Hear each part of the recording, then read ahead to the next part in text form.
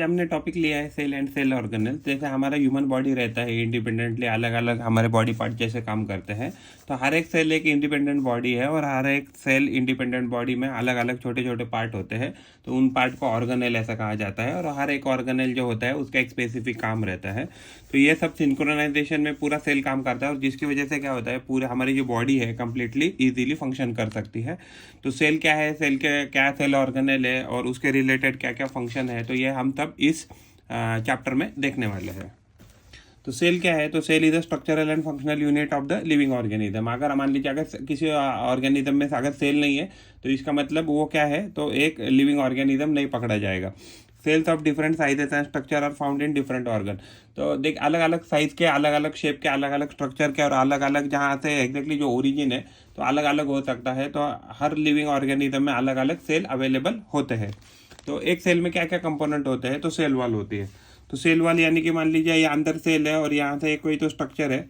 तो अगर मान लीजिए ये कोई तो स्ट्रक्चर है और उसके अंदर एक प्लाज्मा मेम्ब्रेन है मान लीजिए, और प्लाज्मा मेम्ब्रेन के अंदर सारे ऑर्गेनेल है छोटे छोटे मान के चलिए। तो सेल वॉल क्या है, available algae, fungi and plant. तो अल्गी, फंजाई और प्लांट में सेल वॉल अवेलेबल होती है। ये एनिमल सेल में पाई नहीं जाती है।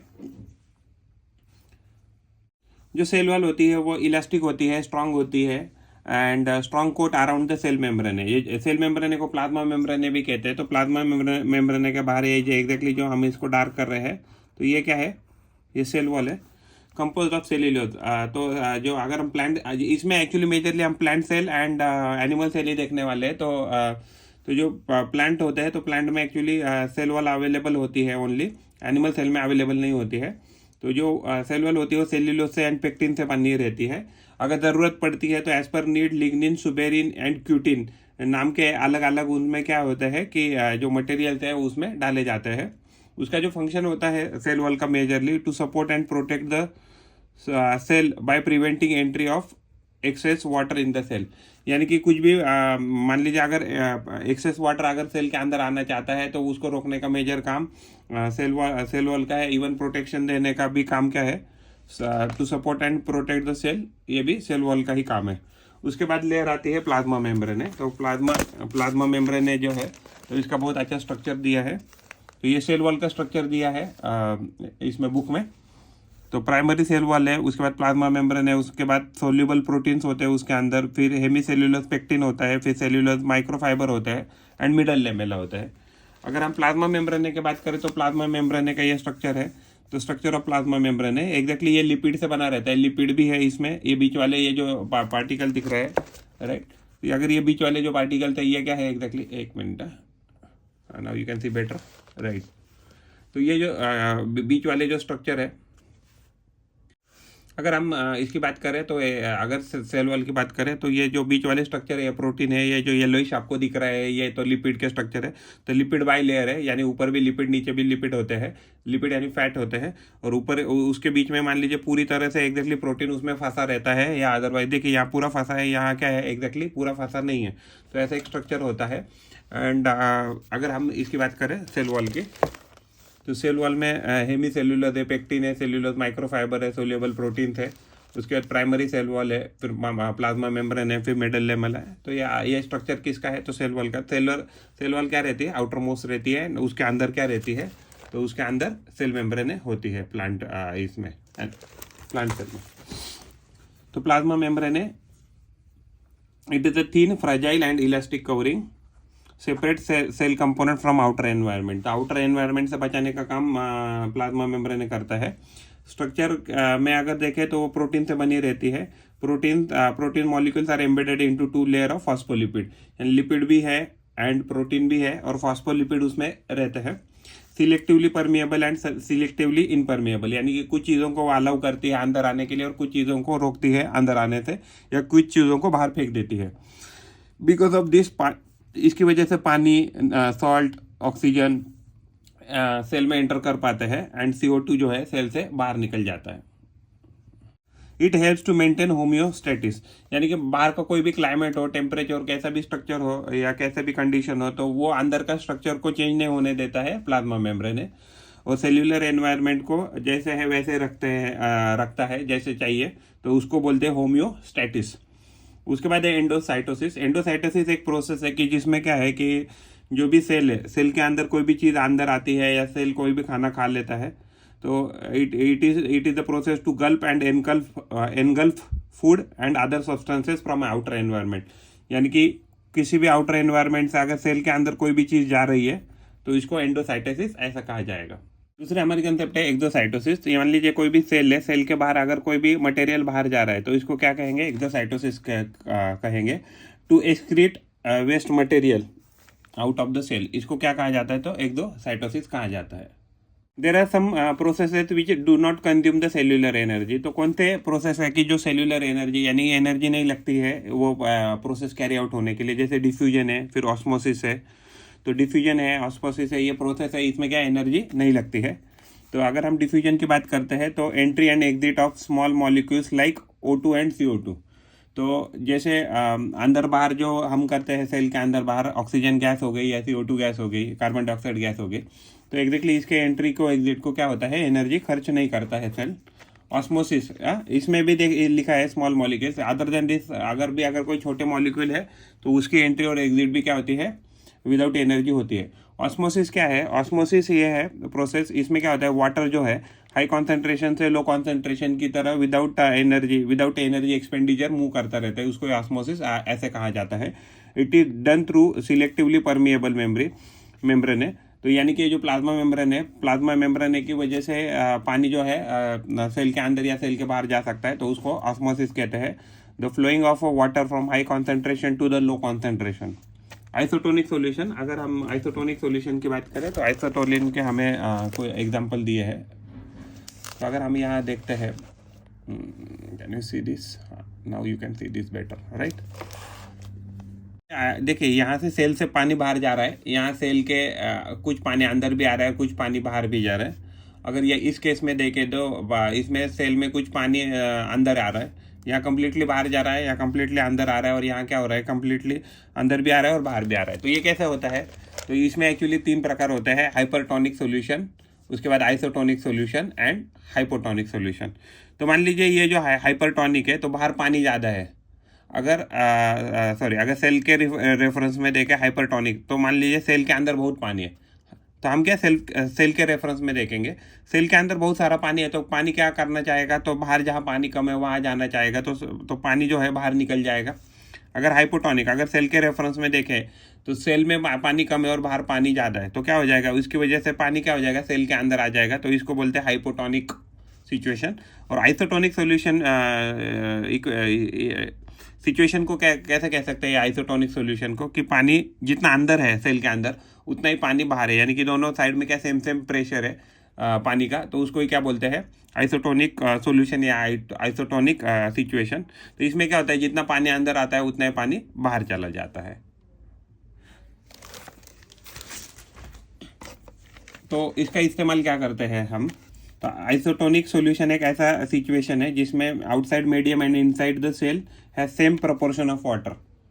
अगर मान लीजिए अगर प्रोपोर्शन है तो उसकी वजह से क्या होगा? जितना पानी अंदर आएगा उतना ही पानी बाहर जाएगा। अगर हाइपोटोनिक सिचुएशन की बात करें तो हाइपोटोनिक सिचुएशन में क्या हो जाएगा?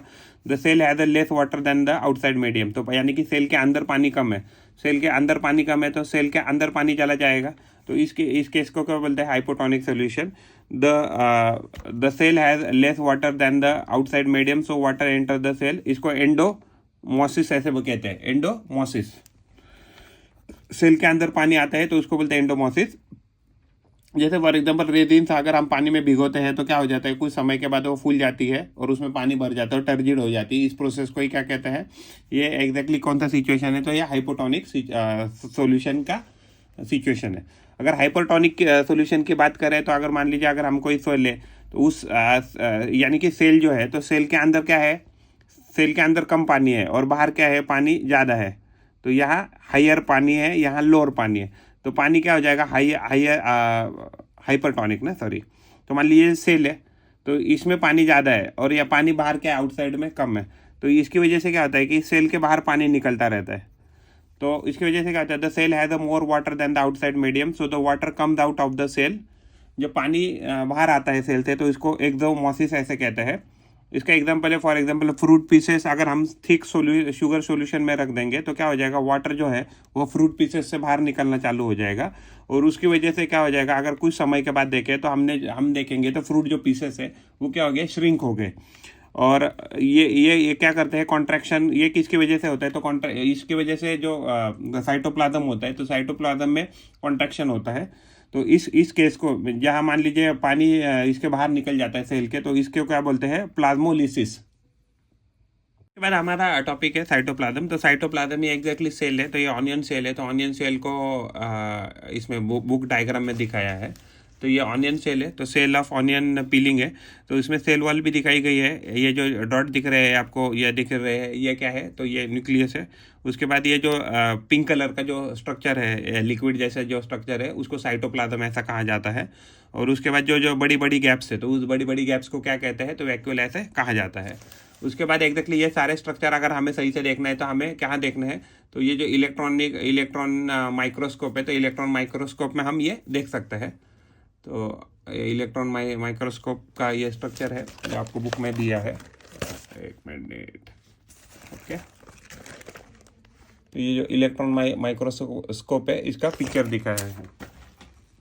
तो साइटोप्लाज्म क्या है, तो cytoplasm it is the fluid between plasma membrane and nucleus. तो न्यूक्लियस और प्लाज्मा मेम्ब्रेन के बीच में जितना भी फ्लूइड है उसको साइटोप्लाज्म ऐसा कहा जाएगा।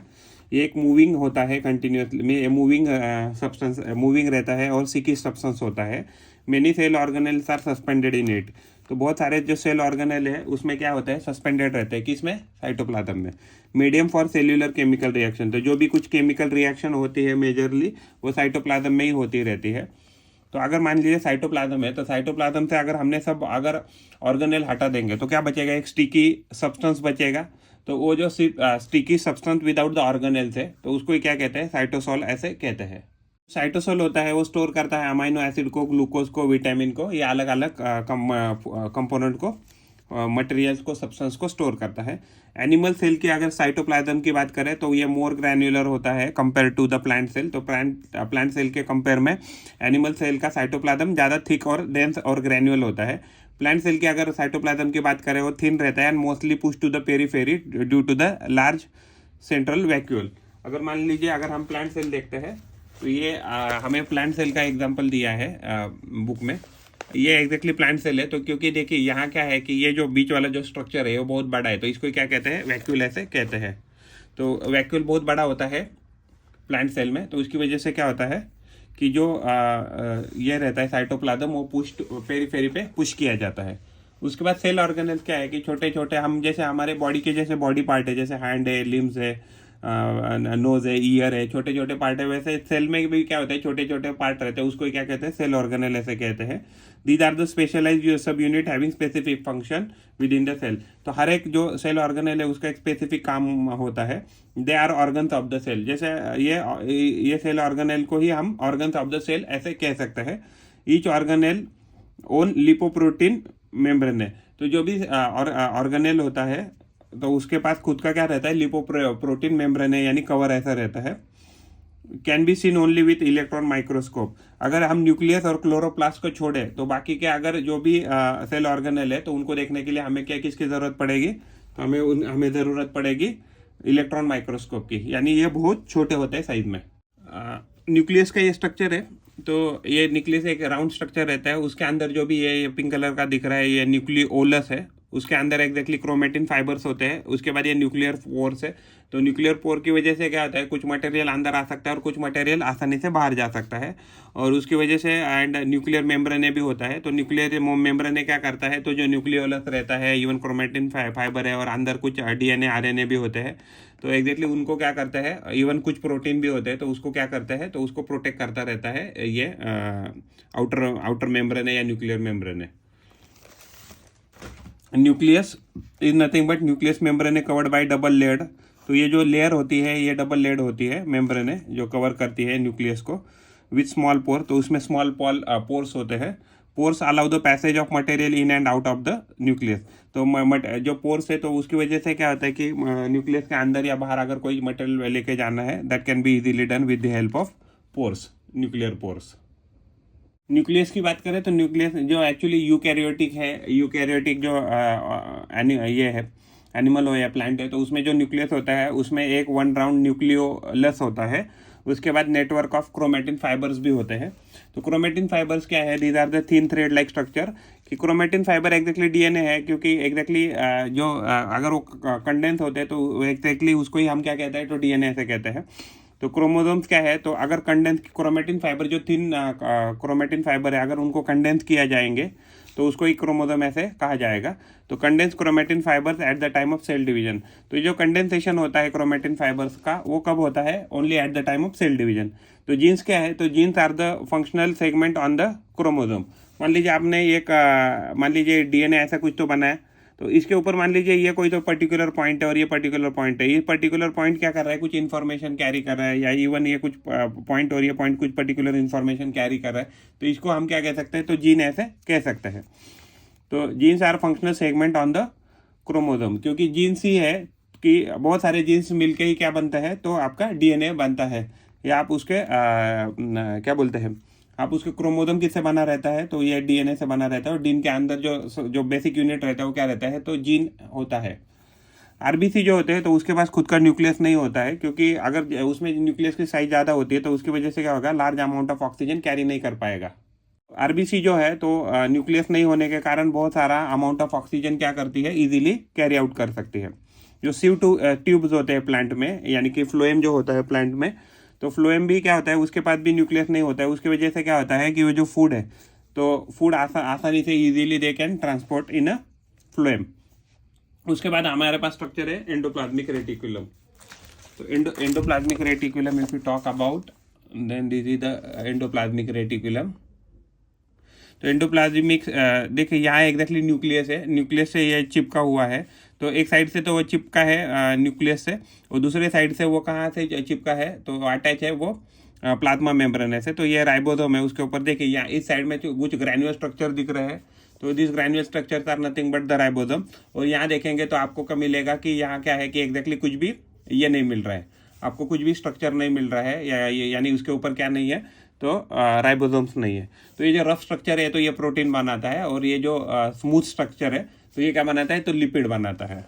तो जो भी न्यूक्लियस से जो भी आरएनए आते हैं, तो आरएनए जो भी आरएनए आते हैं तो आरएनए से एग्जैक्टली कोडिंग करके ट्रांसलेशन करके प्रोटीन बनाने का काम किसका है? तो ये राइबोसोम्स का ही होता है, जो एंडोप्लाज्मिक रेटिकुलम के ऊपर अवेलेबल होते हैं। एंडोप्लाज्मिक जो रेटिकुलम होता है, it conduct various substances inside the cell. तो जो वेरियस सब्सटेंसेस है तो उसको कैरी करता है और कंडक्ट भी करता है। Net like it is like net like structure consisting of interconnected miniature tubes sheets filled with fluid. तो यानी कि इसके अंदर वो बहुत सारे इंटरकनेक्टेड मिनिएचर ट्यूब्स है एंड शीट लाइक स्ट्रक्चर है, वो जो फ्लूइड से भरा रहता है, वो कनेक्टेड रहता है न्यूक्लियस से। इनर साइड से कहाँ से कनेक्टेड है? तो न्यूक्लियस से। एंड आउटर साइड किससे कनेक्टेड है? आउटर साइड वो कनेक्टेड है प्लाज्मा मेम्ब्रेन से। जो रफ ईयर है वो राइबोसोम, उसके ऊपर ग्रैन्युल्स होते हैं तो वो प्रोटीन बनाते हैं। और जो स्मूथ साइड है वो क्या बनाते हैं? तो लिपिड बनाते हैं। लिपिड यानी फैट कह सकते हैं हम। तो उसके और फंक्शन क्या है एंडोप्लाज्मिक रेटिकुलम के? It is a framework that support cell. तो सेल को सपोर्ट करना ये मेजर काम है। उसके बाद एक कंडक्शन ऑफ द प्रोटीन, तो प्रोटीन का भी वो कंडक्शन करते हैं। एंड राइबोसोम क्या बनाते हैं? तो राइबोसोम प्रोटीन बनाते हैं। Make toxin water soluble. अगर मान लीजिए सेल के अंदर कोई भी टॉक्सिक मटेरियल आ गया है, टॉक्सिन आ गया है, तो उसको वाटर सोल्यूबल बनाना और उसको फ्लश आउट करना बॉडी के बाहर, ये काम किसका रहता है? तो एंडोप्लाज्मिक रेटिकुलम का होता है। नेक्स्ट स्ट्रक्चर है गोल्जी कॉम्प्लेक्स। तो गोल्जी कॉम्प्लेक्स ऐसे दिखता है, एग्जैक्टली वो एंडोप्लाज्मिक रेटिकुलम के थोड़ा आगे ही रहता है, near by two endoplasmic reticulum. क्योंकि एंडोप्लाज्मिक रेटिकुलम से जो भी मटेरियल आता है तो उसको एग्जैक्टली अलग अलग चेंजेस करके मॉडिफिकेशन करने का काम गोल्जी कॉम्प्लेक्स करता है, और अलग अलग जगह पे भेजने का काम क्या करता है? तो गोल्जी कॉम्प्लेक्स करता है। तो इसमें एक्चुअली जो फोल्डिंग दे, तो इस फोल्डिंग को हॉलो फोल्डिंग दे, तो इसको सिस्टर ने ऐसा कहा जाता है। इसको सिस फेस ऐसा कहा जाता है, क्योंकि यहाँ से क्या हो जाएगा? यहाँ से इस साइड से, फ्रॉम दिस साइड क्या हो जाएगा? मटेरियल आ जाएगा इसके अंदर, और ये फ्यूजिंग वेजिकल है। फिर ल्यूमेन यानी एक गैप है। और उसके बाद जो भी एक मॉडिफिकेशन होता है प्रोटीन में या लिपिड में या कार्बोहाइड्रेट में, वो जो भी मॉडिफाइड जो भी चीज़ है यहाँ से वो बाहर आती है। इसको हम एग्जिट फेस ऐसे भी कह सकते हैं, और इधर इसको हम फॉर्मेशन फेस कह सकते हैं, और इसको हम एग्जिट या मैचुरेशन फेस कह सकते हैं। और एक्चुअली जो गॉल्जी बॉडी है, तो एक्चुअली वो ढूंढा था मिस्टर सर कैमिलियो गॉल्जी ने। तो 1906 में इन्होंने ढूंढा था, जब वो एक्चुअली रिएक्शन स्टडी कर रहे थे नर्वस सिस्टम की। तो इसके लिए उनको क्या मिला था, उनको नोबेल प्राइज़ भी मिला था 1906 में। तो गॉल्जी कॉम्प्लेक्स ढूंढा था 1906 में बाय कैमिलियन गॉल्जी, जब नर्वस सिस्टम का वो स्टडी कर रहे थे। उसके लिए उनको 1906 में उन्हें ये भी मिला, नोबेल प्राइज़ भी मिला। तो ये बना रहता है 5 to 8 hollow and flat sacs placed parallel to each other. तो सैक जो होते हैं उसको सिस्टर ने ऐसा कहा जाता है, फिल्ड विथ एंजाइम। तो उस सैक में एंजाइम्स ऐसे बहुत सारे एंजाइम्स होते हैं। तो उसके अंदर जब भी प्रोटीन आता है एंडोप्लाज्मिक रेटिकुलम की तरफ से, तो in the form of vesicle आता है। तो ये जो प्रोटीन जब एंटर करता है फॉर्मेशन फेज से, तो वो क्या करता है, वो उसको खाली कर देते हैं इसमें गॉल्जी बॉडीज़ में in the cistern and it modifies. तो क्या करता है, तो ये जो गॉल्जी बॉडीज है इसको मॉडिफाई करता है। जो भी प्रोटीन इसके अंदर है जब वो पास कर रहा है, तो पास करते वक्त उसमें मॉडिफिकेशन लाता है, यानी कि उस प्रोटीन पे लिपिड लगा देता है या अलग अलग प्रोटीन लगा देता है with the help of cistern ने। तो प्रोटीन जो है, जो मॉडिफाइड प्रोटीन है, तो उसको वापस पैक किया जाता है in the form of vesicle. Vesicle क्या है, एक ऐसा गोल जैसा एक स्ट्रक्चर है, तो इसको वेसिकल ऐसे कहते हैं। एग्जिट फ्रॉम मैचुरेशन फेज, तो ये मैचुरेशन फेज या एग्जिट फेज से वो बाहर निकल जाता है प्रोटीन, और एग्जैक्टली उसको भेजा जाता है वहाँ कि जहाँ exactly it is required. Packing and इसको पैकिंग डिपार्टमेंट ऐसे भी कह सकते हैं। ये पैक करता है एंड डिस्ट्रीब्यूट करता है अलग अलग सब्सटेंसेस को अलग अलग लोकेशन पे इन द सेल्स। गॉल्जी जो कॉम्प्लेक्स है ये secretory organ of the cell है। तो इसमें बहुत सारे एंजाइम्स होते हैं। ये मॉडिफाई करता है, सॉर्ट करता है, पैक करता है बहुत सारे मटेरियल को, यानी प्रोटीन को स्पेशली विथ एंजाइम्स। तो इसके पास बहुत सारे एंजाइम्स होते हैं, म्यूकस होते हैं, प्रोटीन्स होते हैं, पिगमेंट होते हैं। ये सब क्या है कि एग्जैक्टली मदद करते हैं प्रोटीन को मॉडिफाई करने में। And dispatches to various target, तो जहाँ जहाँ रिक्वायर्ड है वहाँ वहाँ क्या करते हैं कि ये मटेरियल को भेजते रहते हैं। स्पेशली प्लाज्मा मेम्ब्रेन को बनाने में ये मदद करते हैं। इवन लाइसोसोम भी गॉल्जी कॉम्प्लेक्स ही बनाते हैं। तो ये एग्जैक्टली प्रोड्यूस करते हैं वैक्यूल्स, तो वैक्यूल्स को भी यही बनाते हैं। बहुत सारे सिक्रेटरी वेसिकल्स है, तो इसको भी गॉल्जी कॉम्प्लेक्स ही बनाता है। Help in the formation of the cell wall, तो सेल वॉल बनाने में, प्लाज्मा मेम्ब्रेन बनाने में और लाइसोसोम्स बनाने में मेजर रोल कैरी आउट करता है गॉल्जी कॉम्प्लेक्स। तो उसके बाद है हमारा नेक्स्ट टॉपिक लाइसोसोम। तो लाइसोसोम्स क्या है, तो एक स्ट्रक्चर दिया है बुक में। तो लाइसोसोम्स एक सिंगल मेम्ब्रेन स्ट्रक्चर है, उसमें बहुत सारे एंजाइम्स है। बहुत सारे एंजाइम्स होने के कारण क्या करता है, बहुत सारी एक्टिविटी करने में ये मदद करता है। तो lysosomes it digest and metabolic waste, तो सेल के अंदर जितना भी कचरा है या मेटाबॉलिक जो वेस्ट है उसको डाइजेस्ट करता है। ये सिंपल है, सिंगल मेम्ब्रेन है, बाउंड सैक है, फील्ड विद डाइजेस्टिव एंजाइम। तो इसके पास बहुत सारे डाइजेस्टिव एंजाइम अवेलेबल है। जो लाइसोसोम्स है, तो वो लाइसोसोम्स का मेजर फंक्शन है इम्यून सिस्टम की तरह काम करना। तो बहुत सारे वायरसेस, बैक्टीरिया जो कि सेल के अंदर आ गए हैं, तो उनको एक्चुअली अटैक करके उनको किल करना। डिमोलिशन स्क्वाड, तो जो भी वर्न आउट सेल ऑर्गेनेल्स है कि सेल के अंदर जो छोटे सेल ऑर्गेनेल्स है, अगर वो सही से काम नहीं कर रहे हैं, तो उनको एग्जैक्टली किल करके उनको डिस्पोज ऑफ करना। और जो भी ऑर्गेनिक डेब्रिस पड़ा है सेल के अंदर, तो उसको एग्जैक्टली डाइजेस्ट करना है। उसको एटोलिसिस ऐसे कहते हैं। सुसाइड बैग की तरह भी काम कर रहा है। कभी कभी कुछ अगर जो डैमेज सेल होते हैं, अगर वो सही से काम नहीं करते हैं, तो उसको खुद को ये करता है, बर्स्ट करता है, जिसकी वजह से क्या होता है, जो डैमेज जो ऑर्गेनेल है, तो वो एग्जैक्टली डाइजेस्ट हो जाता है। और जब भी मान लीजिए हम स्टारवेशन फेज पे है, तो यानी कि हमें खाना सही समय मिल रहा है, तो जो भी स्टोर्ड प्रोटीन है या फैट है, तो उसको एग्जैक्टली डाइजेस्ट करने का काम भी लाइसोसोम्स ही करते हैं। हमारा नेक्स्ट स्ट्रक्चर है माइटोकॉन्ड्रिया। तो माइटोकॉन्ड्रिया एक्चुअली ये डबल मेम्ब्रेन स्ट्रक्चर है। तो ये उसके पास एक इनर मेम्ब्रेन होती है, एक आउटर मेम्ब्रेन होती है। और जो फोल्डेड स्ट्रक्चर्स है, तो फोल्डेड स्ट्रक्चर को क्रिस्टे ऐसा कहा जाता है। और ये जो क्रिस्टे रहते हैं या फोल्डेड स्ट्रक्चर है, उसमें लिक्विड होता है, उस लिक्विड को मैट्रिक्स ऐसे कह सकते हैं। और जो माइटोकॉन्ड्रिया है, it is a very important, क्योंकि ये क्या करता है, तो जो भी हमने डाइजेस्ट किया हुआ खाना है, तो उसको वो कन्वर्ट करके एनर्जी में कन्वर्ट करता है। तो एनर्जी हाउस या पावर हाउस भी कह सकते हैं बॉडी का, या किचन ऑफ द सेल ऐसा कर सकते हैं, या body of the kitchen of the body ऐसा भी कह सकते हैं। तो माइटोकॉन्ड्रिया जो है इसका मेजर काम है produce the energy for the cell. तो प्रोड्यूस एनर्जी मेजर काम है। एक डबल मेम्ब्रेन स्ट्रक्चर है। आउटर जो मेम्ब्रेन होती है वो पोरस होती है, और जो इनर मेम्ब्रेन होती है वो डीपली फोल्डेड होती है। डीपली फोल्ड होने के कारण क्या होता है, बहुत सारा सरफेस एरिया वो बढ़ाता है। तो जो इनर कैविटी होती है, तो इनर कैविटी होती है वो प्रोटीनियस होती है, कि प्रोटीन से बनी रहती है। Proteinaceous gel like matrix containing ribosome phosphate granules DNA. तो इसके अंदर क्या होता है, प्रोटीन होता है, उसके बाद राइबोसोम्स होते हैं, उसके बाद फॉस्फेट ग्रैन्यूल्स होते हैं, उसके बाद डीएनए होता है, and can produce its own protein. तो उसका पास खुद का डीएनए होने के कारण खुद के प्रोटीन वो डेवलप कर सकता है।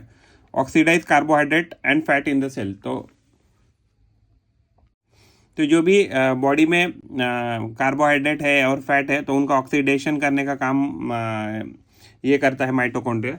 तो जिसकी वजह से क्या होता है, बहुत सारी एनर्जी रिलीज होती है। जो भी ऑक्सीडेशन करने के बाद फैट और कार्बोहाइड्रेट का ऑक्सीडेशन करने के बाद जितनी भी एनर्जी रिलीज होती है, that energy is stored in the form of ATP. ATP का लॉन्ग फॉर्म है एडिनोसिन ट्राइफॉस्फेट। तो एक कंपाउंड बनाता है। जो प्लांट सेल होते हैं, तो प्लांट सेल के पास माइटोकॉन्ड्रिया कम होता है कंपेयर टू एनिमल सेल, क्योंकि प्लांट में क्या होता है कि जो मूवमेंट होता है, तो मूवमेंट बहुत कम होती है कंपेयर टू एनिमल सेल। तो इसकी वजह से प्लांट सेल में बहुत कम माइटोकॉन्ड्रिया होते हैं। तो जो माइटोकॉन्ड्रिया उसका मेजर फंक्शन है to produce ATP energy compound. तो एनर्जी कंपाउंड एटीपी बनाना और वो सिंथेसिस करना। तो माइटोकॉन्ड्रिया सिंथेसिस कर सकता है खुद के प्रोटीन की, कार्बोहाइड्रेट की, लिपिड की, वो कर सकता है ये सब with by using the energy in the ATP. खुद के पास ही एनर्जी है, तो खुद का एनर्जी यूज करके ही वो बहुत सारे प्रोटीन, कार्बोहाइड्रेट एंड लिपिड भी बना सकता है।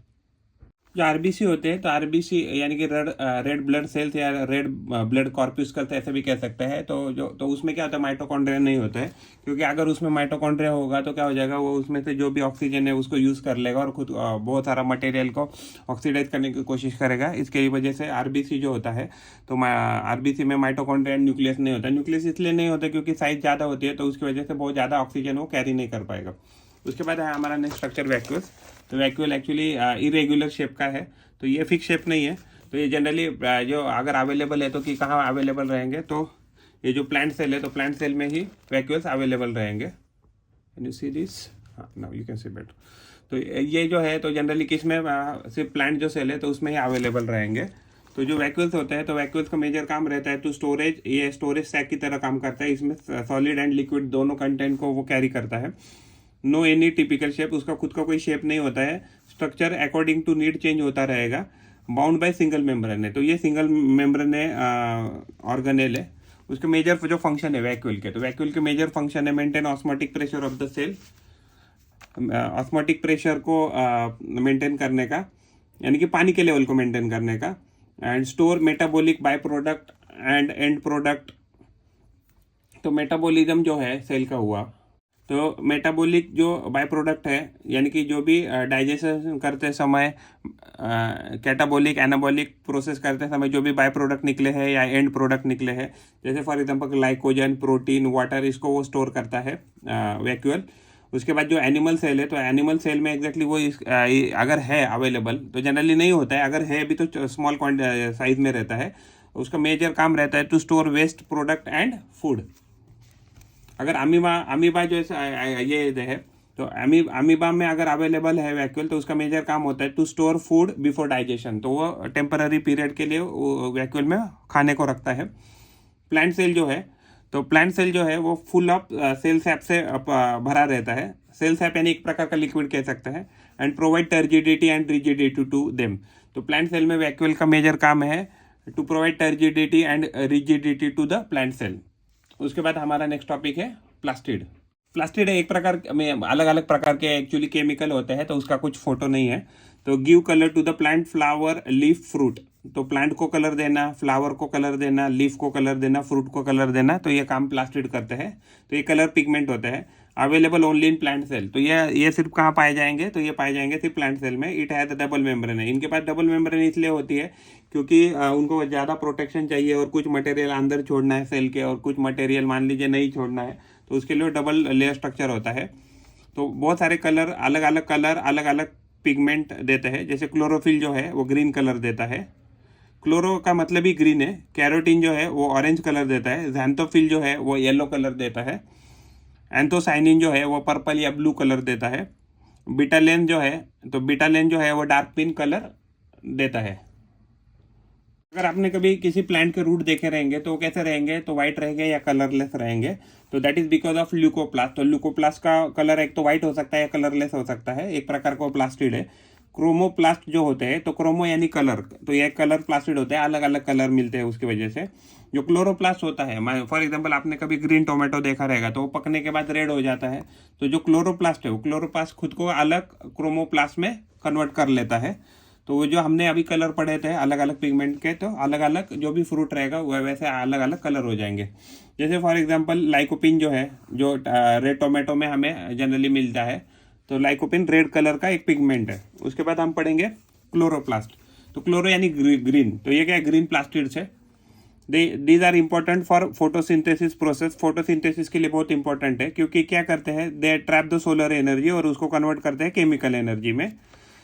तो स्ट्रोमा यानी कि अगर हम इसकी स्ट्रक्चर देखें तो हमारे बुक में ये दिया है डायग्राम। तो ये लीफ है, लीफ के अंदर एग्जैक्टली ये जो क्लोरोप्लास्ट है, एक कम्प्लीटली क्लोरोप्लास्ट है। तो क्लोरोप्लास्ट का ये ड्राइंग दिखाया है। तो इसमें क्या है, तो इसमें क्या है, इंटर मेम्ब्रेनस स्पेस है, फिर उसके बाद आउटर मेम्ब्रेन है, उसके बाद इनर मेम्ब्रेन है, उसके बाद ग्रैनम है, फिर स्ट्रोमा है, और एक थाइलाकॉइड है। थाइलाकॉइड यानी कि एक मान लीजिए हिप है, या कोई तो स्टैक किया है ऐसे कह सकते हैं। तो ये क्लोरोप्लास्ट है जो है, तो ये उसका स्ट्रक्चर है।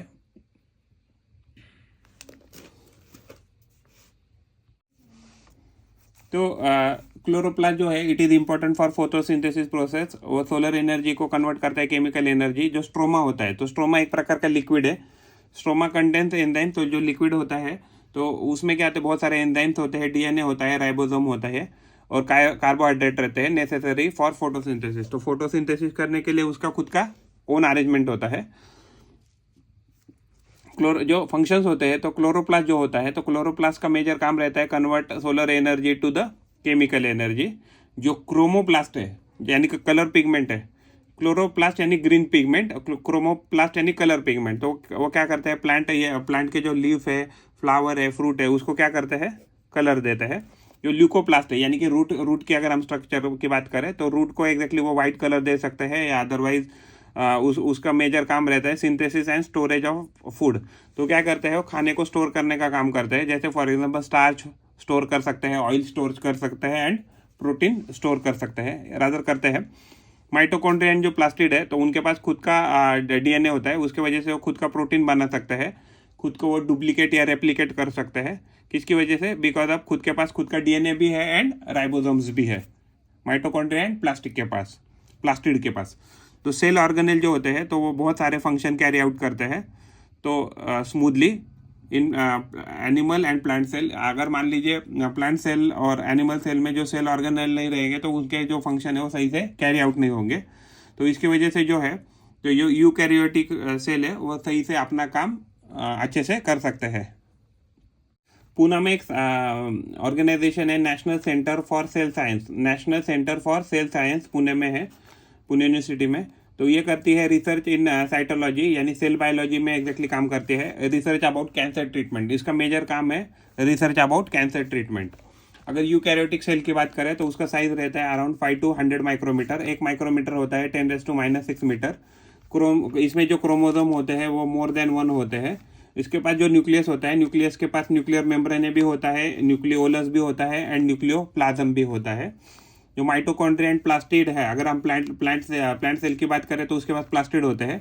एंड एनिमल सेल के पास क्या होता है, एनिमल सेल के पास माइटोकॉन्ड्रिया होता है सिर्फ। एंड जो प्लांट सेल है उसके पास माइटोकॉन्ड्रिया भी रहेगा एंड प्लास्टिड भी रहेगा, बट सिर्फ माइटोकॉन्ड्रिया का जो क्वांटिटी है वो प्लांट सेल में कम रहेगा। इवॉल्व यूनिसेल्यूलर, तो जो इवॉल्व हो गए हैं यूनिसेल्यूलर ऑर्गेनिज्म या मल्टी सेल्यूलर ऑर्गेनिज्म है, तो उनको हम क्या कहते हैं, यूकैरियोटिक सेल ऐसे कहते हैं। तो जो इवॉल्व रहते हैं उसको हम प्लांट या एनिमल ऐसे कह सकते हैं। इवन फंगस भी आते हैं यूकैरियोटिक में। तो यूनिसेल्यूलर फंगस सिर्फ क्या है, तो ईस्ट है। अगर हम if you talk about the prokaryotic cell, prokaryotic cell size जो जो होता है उनका वो 1 to 10 माइक्रोमीटर तक होता है। 1 micrometre is equal to 10⁻⁻⁶ metre. Chromosome उनके पास जनरली 1 नहीं होता है।